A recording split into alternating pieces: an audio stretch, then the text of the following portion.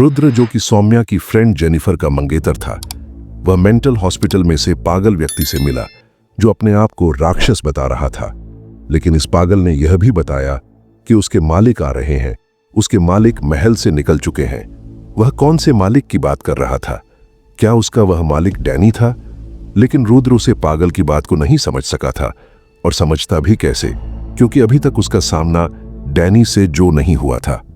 जबकि इधर डैनी को पता चल चुका था कि रणविजय रत्नागढ़ के महल से भाग चुका है। उसी रात जोधपुर रेलवे स्टेशन पर एक शाही रेल बॉम्बे रेलवे स्टेशन के लिए रवाना होने वाली थी, लेकिन ड्राइवर बेसब्री से किसी का इंतजार कर रहा था। ड्राइवर, दुनिया में बेवकूफ लोगों की कमी नहीं है।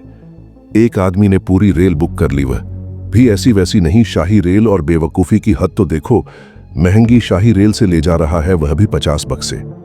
एक एक बक्सा इतना बड़ा है कि पूरा इंसान लेट कर चला जाए। ऐसा लग रहा है कि जैसे शाही रेल ना हो, जैसे मालगाड़ी हो। लेकिन इन बक्सों का मालिक कहीं दिखाई नहीं दे रहा। बक्से लाने वाले ने तो बताया यही था कि शाम को आ जाएगा, लेकिन अब तो रात हो गई है। कैसे कैसे लोगों से पाला पड़ता है। डैनी, आपने मुझे याद किया। सॉरी, मैं थोड़ा लेट हो गया।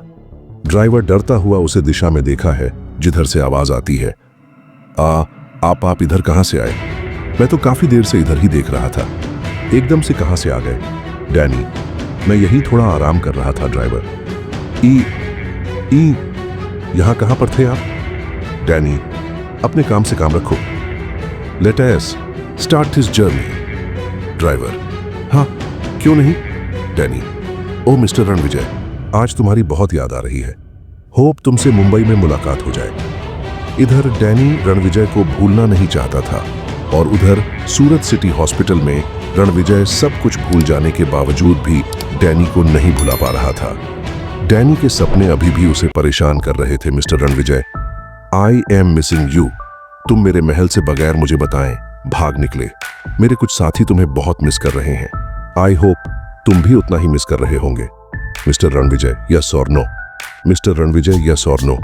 सपने में देखे हुए दृश्य को देखकर अचानक हड़बड़ाकर उठ बैठता है। डॉक्टर, कुछ भी नहीं हुआ मिस्टर रणविजय। शायद आपने कोई बुरा सपना देखा है। रणविजय हांफते हुए, हाँ, ये बुरे सपने तो मेरा पीछा ही नहीं छोड़ रहे हैं। मैं बता नहीं सकता मुझे क्या क्या दिखाई देता है सपनों में। एक डरावना सा महल, घना अंधेरा, और इस अंधेरे के बीच टिमटिमाती कुछ रोशनियां, और उन रोशनियों के बीच डरावनी सारे खूंखार भेड़िए और इंसान का खून पी जाने वाले राक्षस। डॉक्टर, हिम्मत रखो। रणविजय, हादसों के बाद अक्सर डरावने सपने आते हैं। It's natural. रणविजय सिसकते हुए, I am sorry doctor. Doctor, ईटेस। ओके, अच्छा तुम ये बताओ, सपनों में तुम्हें और क्या क्या दिखाई देता है? आई मीन, इन बुरी चीजों के अलावा कोई तुम्हारी अच्छी यादें सौम्या दिखाई देती हैं? रणविजय, मुझे याद नहीं आ रहा। पता नहीं, मैं तो उसका चेहरा भी नहीं याद कर पा रहा हूं। डॉक्टर, कोई हल्की सी इमेज तो बनती होगी तुम्हारे दिमाग में। आज से कम करो तुम आंखें बंद करके सौम्या, और हर उस चीज, हर उस बात जिससे तुम्हें अच्छी फीलिंग आती हो, उसे इमेजिन करने की कोशिश करो। I think definitely help you. Ranvijay, okay doctor. तुम जो देख रहे हो वही सब कुछ तुमने अपनी डायरी में भी लिखा था। शायद वही बातें तुम्हारे दिमाग में बार बार हिट कर रही हैं। तुम इन सब चीजों को धीरे धीरे भूलने की कोशिश करो। वह सब तुम्हारे दिमाग का वहम है। ये धीरे धीरे तुम्हारी बॉडी को भी इफेक्ट कर रहे हैं, इसलिए केवल दवाओं से कुछ नहीं होगा। जब तक तुम उन बातों को छोड़ोगे नहीं, तुम ठीक नहीं हो सकते। सो avoid this scary thoughts. Ranvijay, ये क्या हो रहा है? क्या यह मेरा वहम है? क्या सच में डैनी का कोई वजूद नहीं है? तो फिर वो महल, वह भेड़िए, आखिर मुझे कुछ याद क्यों नहीं आ रहा है? मैं सौम्या को याद कैसे करूं? उसकी शक्ल तक भूल गया हूं। कैसे याद करूं मैं सौम्या को? God please help me. Saumya कहते कहते रणविजय सिसकने लगता है। रणविजय अपने बहम से बाहर निकालने की जीत तोड़ कोशिश कर रहा था, लेकिन उसे पता नहीं था जिसे वो बहम समझ रहा था वह एक सच्चाई है। एक और जहां डॉक्टर संध्या ने रणविजय को कहा कि सौम्या की यादें उसे इन यादों से बाहर निकलने में सहायता करेगी, उसे कुछ सुकून दे सके, वहीं दूसरी ओर रणविजय के बारे में सोच सोचकर सौम्या का सुकून जवाब दे चुका था। फिलहाल सौम्या जेनिफर के साथ उसके गांव पहुंच गई थी और वह समुद्र के किनारे बैठकर सुकून ढूंढने की कोशिश कर रही थी। दरअसल जेनिफर की मां शादी उसके गांव में ही करना चाहती थी और इसी वजह से सौम्या भी उसके साथ उसके गांव चली आई। जेनी, सौम्या, मुझे ना यह जगह बहुत पसंद आती है। बॉम्बे में भीड़ है और यहाँ कितना सुकून है। एंड थैंक्स कि तुम मेरे साथ गांव चली आई। बल्कि थैंक्स तो तुझे बोलना चाहिए कि जो मैं तुम्हें यहाँ ले आई। सौम्या, सौम्या, कहाँ खो गई तुम? सौम्या, कुछ कहा तुमने? सॉरी, मैंने सुना नहीं। जेनी, ध्यान किधर है तेरा? मैं कब से तुझे आवाज दे रही हूँ, पता नहीं कहाँ खोई हुई है। सौम्या, एक्चुअली मैं समुद्र की लहरों में खो गई थी, इसलिए ध्यान नहीं दे पाई मैं। जेनी, तू कुछ भी कह ले लेकिन मुझसे झूठ नहीं बोल पाएगी। रणविजय के बारे में सोच रही है ना? चिंता मत कर, वह किसी काम में उलझ गया होगा।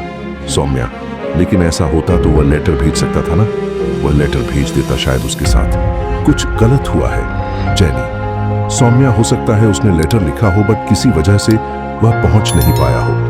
एक वीक और देख लेते हैं, तब तक उसका दूसरा लेटर आ जाएगा। सौम्या, पता नहीं क्यों आज मुझे लग रहा है कि जैसे रणविजय मुझे बुला रहा है। आज तक मुझे ऐसी फीलिंग कभी नहीं आई। कहीं वह कोई मुसीबत में तो नहीं फंस गया हो। जेनी, सौम्या, ऐसा कुछ नहीं है, भरोसा रख। पता है मम्मी कहती हैं, जब कोई रास्ता ना दिखे तो ऊपर वाले पर भरोसा रखो, वह कोई ना कोई रास्ता निकाल देंगे। वह सबकी हेल्प करते हैं। सौम्या, हाँ dad, is to thank you. वैसे दिस प्लेस इज गॉर्जियस, यहाँ वाकई में सुकून है। जेनी, सुकून तो है, लेकिन यहाँ के लोग बड़े अजीब हैं कि हर चीज में अंधविश्वास ढूंढ लेते हैं। सौम्या, अच्छा। जेनी, हाँ, एक अजीब से बूढ़े अंकल है यहाँ, हमेशा अपनी कहानी लेकर बैठ जाते हैं। कब्रों की, समंदर की, डेविल्स की, न जाने कैसे कैसे कहां से लेकर आते हैं। तो सुनेगी ना तो पक्का डर जाएगी। सौम्या, कुछ लोगों की आदत होती है लड़कियों को डराने की। It's funny. जेनी, इस बार हम उन्हें डराएंगे, ऐसा डराएंगे कि आगे से वह किसी को ऐसी कहानी न सुनाए। चल अब घर चलते हैं, मम्मी ने खाना बना लिया होगा। और फिर दोनों हंसते हुए घर चली जाती है। आगे क्या होने वाला है? क्या रणविजय सौम्या से मिल पाएगा या फिर से डैनी का सामना हो जाएगा? देखते रहिए प्यारे दोस्तों। आपको यह कहानी कैसी लग रही है कमेंट बॉक्स में जरूर बताएं। मेरे चैनल को सब्सक्राइब करें, वीडियो को लाइक और शेयर करें। मिलते हैं आपको अगले भाग में। धन्यवाद।